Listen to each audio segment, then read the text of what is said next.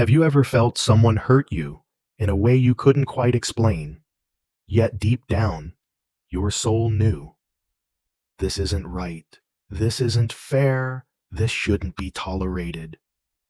Have you ever tried to convince yourself, I should let it go, I should be generous, I should be strong, but no matter how hard you tried, your heart still ached, because there are certain behaviors that, as Carl Jung warned, threaten your inner integrity. They are never to be tolerated. Comment 1 if you've ever tried to be strong by ignoring subtle harm, only to find it lingered deep within. Comment 2 if you've ever questioned your pain because it didn't look dramatic from the outside. Carl Gustav Jung, the psychiatrist, psychoanalyst, and mythologist, often reminded us that within each of us lives both light and shadow. The light, awareness, goodwill, the capacity to love. The shadow, the rejected, suppressed, unacknowledged parts of ourselves. This video doesn't just list 10 unacceptable behaviors in the style of Carl Jung. It invites you on a journey of self-recognition, the courage to say no, and the clarity to defend your psychological wholeness. You'll learn how to see these toxic behaviors not just as moral wrongs, but as psychic threats, shadow invasions that you must never accept if you want to live from your truest, most individuated self. 1. Emotional manipulation disguised as love. You feel guilty every time you say no. You second-guess yourself after expressing a need. You wonder if maybe you're the selfish one, and yet, every time you bend, it's not peace you gain, it's exhaustion. This is not love. This is manipulation, and it often hides behind the mask of care. Carl Jung warned that when a person suppresses their inner truth to maintain connection, the psyche begins to fracture.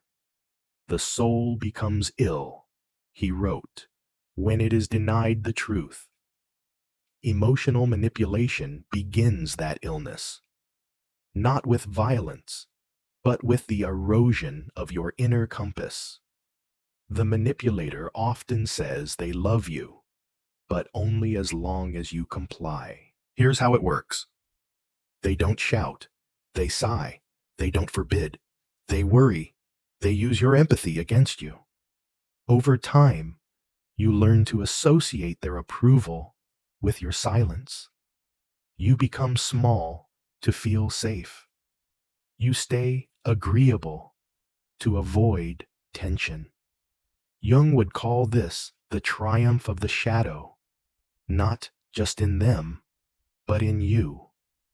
Because each time you abandon your boundaries, your own shadow, the repressed self grows stronger, waiting to burst out in anger, resentment, or collapse. And the most insidious part, it looks like love. It feels like connection. But it is a performance, not presence. Genuine love respects individuality. Manipulation demands conformity. Picture a tree bent unnaturally toward the sun. It may survive, but it will never grow straight again. You are that tree unless you reclaim your space, your no, your truth. Emotional manipulation doesn't always scream. Sometimes it whispers, "You're too much," or "Why can't you just?" And every time you listen, you forget what it feels like to be whole. 2. Contempt masked as honesty. I'm just being honest. 3 words that often come right before a cut, disguised as care. You've heard it before, maybe from a partner, a parent, a friend. They say something that makes your chest tighten, your stomach sink, your confidence slip. And when you react, you're told you're too sensitive. It wasn't an attack. It was just honesty. But Jung warned us, truth without empathy is not truth. It's projection. When someone uses honesty as a weapon, what they're often doing is externalizing their own shadow. Jung explained that everything that irritates us about others can lead us to an understanding of ourselves. But instead of looking inward, these individuals aim outward, cloaking their criticism in the language of truth-telling. This is not clarity, it's contempt.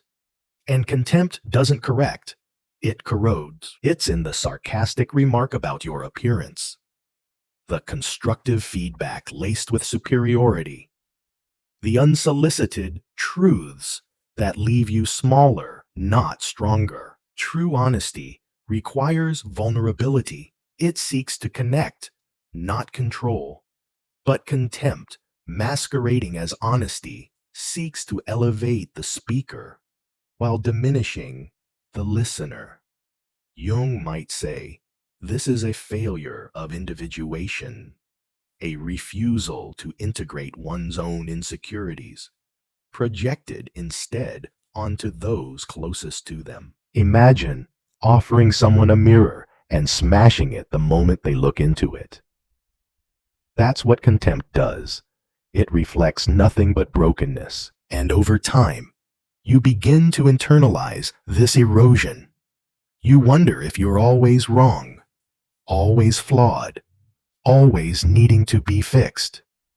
You walk on eggshells, not because the truth is too sharp, but because the speaker has made cruelty sound noble. But let's be clear. If someone uses honesty as an excuse to humiliate you, it's not honesty. It's emotional dominance. It's spiritual erosion. You do not grow through criticism laced with contempt. You shrink, and your soul, which Jung called the core of your individuality, begins to go quiet. 3. Control packaged as protection. I'm just trying to protect you. But why does it feel like a cage? There's a kind of control that doesn't shout or slam doors. It speaks softly. It hides behind concern. It wears the mask of love. And yet, each time you make a choice, there's a pause, a subtle resistance, a question that feels more like a command. Are you sure that's safe? Do you really want to do that? Maybe just stay here with me. Carl Jung warned that the shadow doesn't always appear as darkness. Sometimes it arrives dressed as care. When someone attempts to limit your freedom, who you see, where you go, what you pursue, under the pretense of protection, it may not be your safety they're guarding. It may be their own insecurity. Jung would call this the projection of internal chaos. The person cannot manage their inner fears, so they attempt to manage you. And at first, it feels comforting. Someone looking out for you, someone who cares. But soon, their protection feels like pressure. You start shrinking your world to make them comfortable. Your dreams become too risky. Your friendships feel like betrayals. Your independence becomes a threat. Real love doesn't confine. It expands. It celebrates your autonomy, not monitors it. Jung described individuation as the path to becoming whole, and control, disguised as love, is one of its greatest obstacles. Because you cannot become yourself if you are constantly being managed. Imagine a bird being told the cage is for its own safety. But wings were never meant for safety. They were meant for flight. Comment 1 if you have ever accepted someone's protection that felt like a shrinking of your world. Comment 2 if you've pushed back and chosen freedom over that kind of care. If you've been told that your freedom is dangerous, ask yourself, dangerous to whom? Because often, what they're trying to protect is not you, but the fragile illusion that they're needed to keep you grounded. And that's not love. That's fear in disguise. 4. Gaslighting, the assault on your inner compass. That never happened. You're imagining things. You're too emotional. Each time you hear it, a thread inside you unravels. Not all at once. Slowly, subtly, almost imperceptibly, until one day you're no longer sure what's real, not because you forgot, but because someone has convinced you that your truth is unreliable. This is gaslighting, psychological manipulation at its most insidious. Carl Jung taught that our inner reality, our perceptions, memories, and emotions are the compass of the soul. He wrote, "Who looks outside dreams, who looks inside awakes." But gaslighting trains you to distrust what's inside. It turns your inner compass into a maze. And this is how it works. You raise a concern, and you're told it's all in your head. You express hurt, and you're accused of being dramatic. You remember something, and they swear it never happened. Over time, your sense of self fractures. You begin to doubt your memory, your emotions, even your sanity. And that doubt becomes dependence. You rely on them to define reality, because yours has been so thoroughly dismantled. Jung might say this is a forced disconnection from the self, the central archetype in his theory of individuation. Without access to your own inner truth, you can't grow. You can't integrate. You become stuck in someone else's projection. And that, to Jung, is soul death. Imagine standing in a fog so thick, you begin to believe there was never sunlight. That's the effect of prolonged gaslighting. And worst of all, the abuser often paints themselves as the calm one, the rational one, while you become the unstable one. But this is not stability. This is control through confusion. Gaslighting isn't just disagreement. It's psychological warfare. It's a theft of your inner authority, the very thing Jung believed you must reclaim to live authentically. If someone persistently rewrites your reality, they're not loving you. They're erasing you. 5. Dismissal of your inner world. You share a dream. They roll their eyes. You express a passion. They laugh it off. You speak your truth. They change the subject. It doesn't look like violence. It's not loud. But it leaves a quiet wound, one that says, what matters to you doesn't matter here. Carl Jung believed that the soul seeks expression through meaning, through creativity, dreams, intuition, and inner images. When someone repeatedly dismisses those expressions, they aren't just invalidating your opinions. They're silencing yourself. You see, the inner world is sacred. It's where your desires, your symbols, your life energy emerge.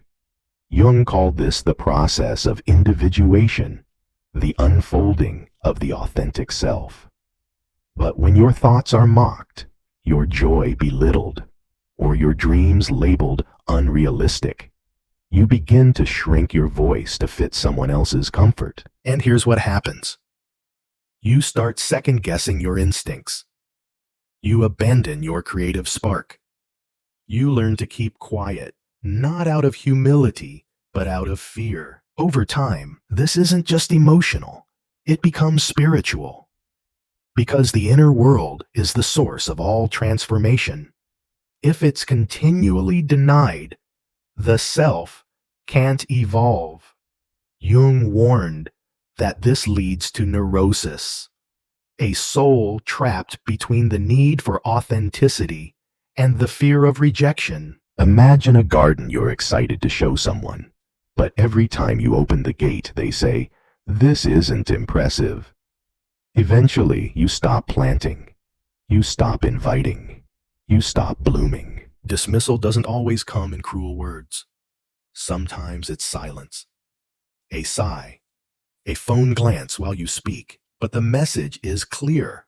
You don't matter here. But Jung would say, you do. And the soul that dares to dream, create, speak, and feel must never apologize for its depth. So if someone cannot honor your inner world, it's not you who's too much. It's them who are not ready to meet you at depth. 6. Chronic lack of empathy. You're hurting, and they change the subject. You're vulnerable, and they call you dramatic. You cry, and they roll their eyes, or worse, walk away. It's subtle at first. You tell yourself they're tired, or just not good with emotions. But over time, a pattern emerges. When you need connection most, they go silent, or sarcastic, or absent. Carl Jung believed that empathy is not optional in human connection. It is the psychic bridge that allows two souls to meet without fear. Without it, there is no intimacy, only performance. A chronic lack of empathy doesn't just hurt, it confuses. Because you think, if they care, why don't they feel with me? You begin to wonder if maybe your pain is too much. Maybe you're too needy, too sensitive, too emotional. But let's be clear, needing empathy is not a weakness. It's a sign you're alive. When someone repeatedly invalidates your emotions, they're not just being logical. They're protecting themselves from feeling. Jung might say they've disowned their own emotional world, their anima or animus, and now project that disconnection onto you. And here's what happens to you. You stop expressing your needs. You downplay your pain.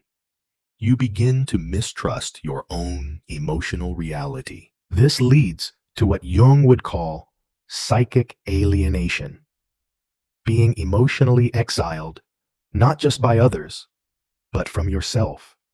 You become fluent in the language of others' needs and illiterate in your own. Imagine trying to dance with someone who never hears the music. You end up moving alone, trying to keep rhythm with someone who was never listening in the first place. Empathy is not a luxury. It is emotional oxygen. Without it, even the strongest love will suffocate. So if someone makes you feel foolish for needing warmth, presence, or understanding, it's not your expectations that are too high. It's their capacity that's too low. 7. Repeated betrayal, wrapped in apologies. They say sorry again and again and again, but nothing changes. The same wound reopened in the same way, followed by the same script. Regret, promises, affection. And then the cycle resets. At first, you believe them. Then you hope. Then you endure. Carl Jung once wrote, "You are what you do, not what you say you'll do." In the world of the psyche, words without transformation are hollow. When apologies become routine rather than redemptive, you're not being respected. You're being pacified. This pattern isn't accidental. Jung would say it reveals a shadow dynamic, where the betrayer unconsciously repeats their behavior, not because they don't know it's wrong, but because there are no consequences that threaten their control. You end up internalizing a painful message that love requires tolerance of harm, that betrayal is part of devotion, that endurance is proof of worthiness. But betrayal, whether through lies, broken trust, or emotional abandonments, isn't healed by, "I'm sorry." It's healed by change. And without that change, the soul begins to split. One part still hopes, the other grows numb.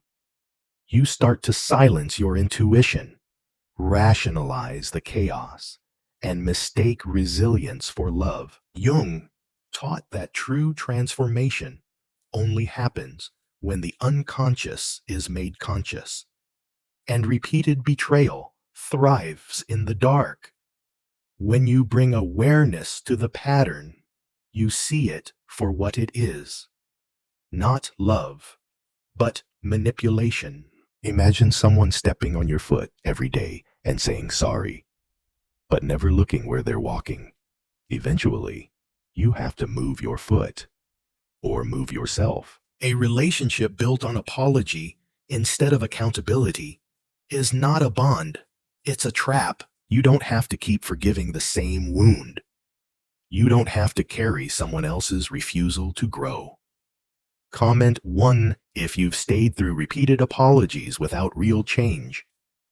Comment 2 if you've ever set a boundary or walked away instead of repeating the cycle. 8. Selfishness disguised as independence. I just need space. I don't owe anyone anything. I'm not like other people. I keep to myself. On the surface, these words sound like strength, boundaries, self-respect. But when you're always the one reaching out, always the one initiating connection, always the one bending to stay close, what you're experiencing may not be independence. It might be emotional avoidance. It might be selfishness, hiding behind the banner of autonomy. Carl Jung understood the difference. He wrote extensively about the tension between the individual and the collective, and he warned that true individuality isn't isolation, it's integration. Healthy independence honors connection, but unhealthy independence avoids reciprocity. You begin to notice the signs. They expect understanding, but rarely offer it. They receive your love, your time, your effort, but give little in return. And when you bring it up, you're made to feel needy, clingy, dramatic. Jung would call this a dysregulated energy dynamic, where one person unconsciously takes and the other unconsciously gives, hoping it will lead to closeness. But it doesn't. It just deepens the imbalance. Over time, you begin to doubt your needs. You ask for less. You convince yourself that loving someone means expecting nothing, that the weight of maintaining the connection should rest on you. But let's be clear. Independence is not the freedom to neglect others. It is the strength to show up fully, consistently, and vulnerably. Imagine pouring water into a glass that has no bottom. That's what it feels like. Loving someone who's emotionally unavailable, but spiritually entitled. You deserve mutuality. You deserve presence. You deserve someone who meets you halfway. Not someone who calls your needs a burden while continuing to benefit from your presence. False independence is not strength, it's fear, and love is not a one-way offering. 9. Sarcasm as a weapon. It was just a joke. Don't be so sensitive. Lighten up. I didn't mean it like that. But why does it sting? Sarcasm, when used chronically, cuttingly, isn't humor. It's hostility with a smile. It's criticism dipped in laughter, just enough to make you question your own hurt. Carl Jung spoke often about the dangers of what is unspoken. He believed that what we repress does not disappear. It becomes projected often in distorted ways. Sarcasm is one of those ways. It's the shadow sneaking through the back door, disguised as wit. What the sarcastic person jokes about often reveals what they truly feel but refuse to own. Instead of saying, "I'm angry," they make you the punchline. Instead of expressing disappointment, they mock your choices. Instead of confronting issues, they deflect with cleverness. And you? You're left in a bind. If you react, you're too sensitive. If you ignore it, you absorb the sting.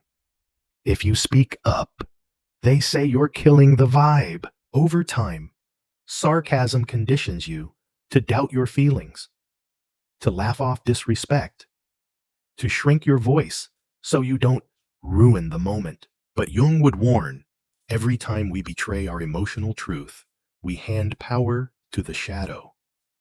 And when a relationship normalizes this kind of passive aggression, the soul stops feeling safe. Imagine being slapped with a feather, not hard enough to bruise, but soft enough to make you question if it even happened. That's the danger of sarcasm used as a weapon. It's deniable, but not harmless. You deserve to be spoken to with clarity, not coated cruelty.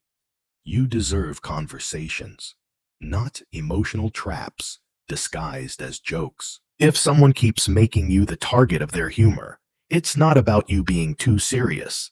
It's about them being too afraid to speak plainly or too entitled to care how their jokes land. Love does not humiliate, and safety should never require a sense of humor. 10. Emotional withdrawal as punishment. The silence isn't peaceful. It's strategic. You text, no reply. You reach out, met with coldness. You speak, and receive nothing but blank stares or closed doors. This isn't space. It's punishment. A subtle form of emotional exile. Carl Jung described such behavior as a regression into the shadow, an unconscious retreat into control when the ego feels threatened. Instead of confronting conflict or expressing pain, the person disappears. But their silence isn't absence. It's action. They withhold affection. They delay responses. They go cold, not to find clarity, but to create insecurity. At first, you blame yourself. You overthink. You apologize for things you didn't do. You try harder, speak softer, chase after closeness. But the more you chase, the more invisible you become. And that's the goal. Emotional withdrawal, used as punishment, isn't about needing time. It's about asserting power. It says, you don't get to feel safe unless I say so. Jung taught that healthy relationships require integration, not perfection, but presence. The willingness to sit in discomfort, to speak the unspoken, to remain emotionally available, even in tension. But withdrawal, especially when used repeatedly, severs that bridge. It creates confusion where there should be clarity, distance where there should be dialogue.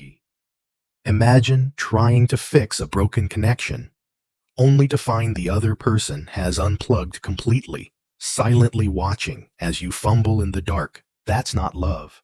That's emotional control. And over time, it erodes your sense of self.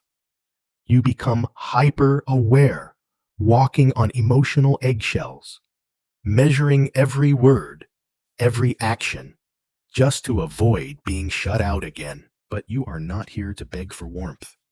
You are not here to decode silence. You are here to be met, not managed. The turning point, a Jungian awakening. So here you are, having walked through 10 thresholds of pain, clarity, and perhaps recognition. Some of these behaviors may have felt all too familiar.